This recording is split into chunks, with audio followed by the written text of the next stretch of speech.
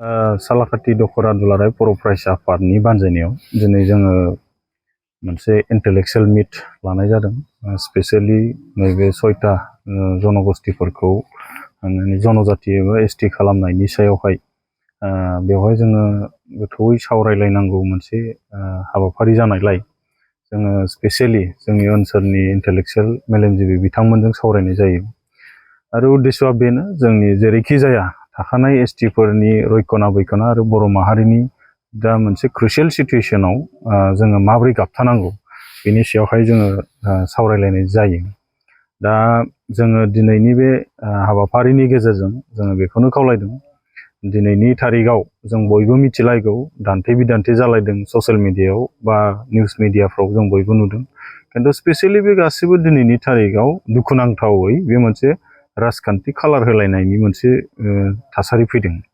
दा जों दिनैबो बुंगोन एबसु हिसाबै जों सालाकाटि दखरानिफ्रायबो जों बेखौनो बुंगोन, दिनै राजखान्थि खालार होलायनायनि सम नङा। दिनै जों गासिबो दायखौ मावदोंबा हजमबो जानांगोन आरो सिखारबो जालायनांगोन। दा बेयाव जोङो बयबो मिथिलायबाय बोरै बोरै दिनैनि थासारिया बिसिम फैखो।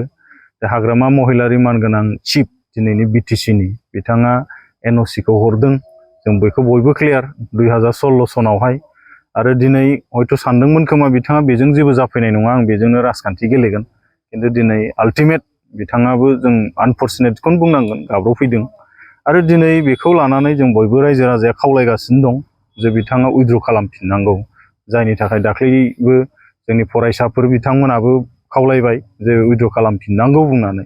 नाथाय बिथाङा दिनै राजखान्थि लाबालाबनि थाखाय बुंगासिनो दं एनअसि हरदों, नाथाय एनअसियाव आरो दिनैबो हरबावनो राजि आरो उइदाउट इफेक्टिं द एक्जिस्टिं एसटी बे बाथ्राखौ बुंदों। नाथाय दिनैनि तारिखआव रायजो राजाया खानाबो नङा जाम्बाबो नङा जे बिथांनि एनअसियाव बबे मोनसे सेन्टेन्सआव लिरनाय दं जे उइदाउट इफेक्टिं द एक्जिस्टिं एसटी।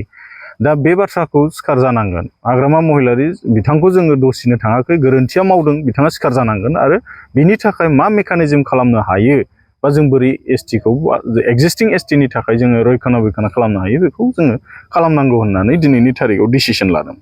दा दाख्लैनि जिथुनाखि ग्रुप अफ मिनिस्टारनि रिपर्ट, दा इन्टारिम रिपर्टआव बिथांमोना दा मोजाङै बेवहाय दङ 6.5 क्ल'जआव नायोब्ला 6.5 क्ल'जआवहाय जोङो क्लियारलि मेनसन खालामनाय जादों जे दिनैहाय माबि बेवहाय एसटीआ खुनु केटेगराइज खालामनाय गैया। एसटीपी, एसटीएइच आरो एसटी माने भेलि केटेगराइज खालामनाय गैया आरो एक्जिस्टिं जितु कनस्टिटिउसन फ्रेमवर्कआवबो बेबायदि गैया होननानै बिथांमोना स्पष्ट जाबाय। दा बे बुस्थुआ जोंनि थाखाय लाइमोनफोरनि बा इयुन जेनेरेशननि थाखाय खोबलि माने साननो गोनां।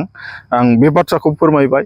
दिनै जोंनि गेजेराव पलिटिकेल कालार होनो थाखाय बै समनि 2006 सनाव मानगोनां रोनगोरा नार्जारी आफादगिरिनि समनि एबसुनि जितु मोनसे एग्रिमेन्ट, बेयो जाहैबाय आख्रासु आरो एबसुजों जानाय एग्रिमेन्ट।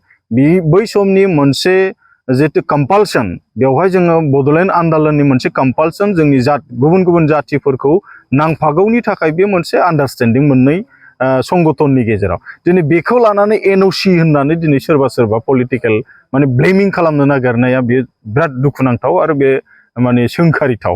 ओंखायनो जाय जाय दिनैनि तारिखआवबो एबसुनि एनअसिखौ लानानै माने एबसुनि जितु एग्रिमेन्ट बै आख्रासुजों जानाय बेखौ लानानै दिनै पलिटिकेल खालामनायनिफ्राय गोजानाव थानांगौ, जों बेखौ स्पष्ट बाथ्रायै बुङो।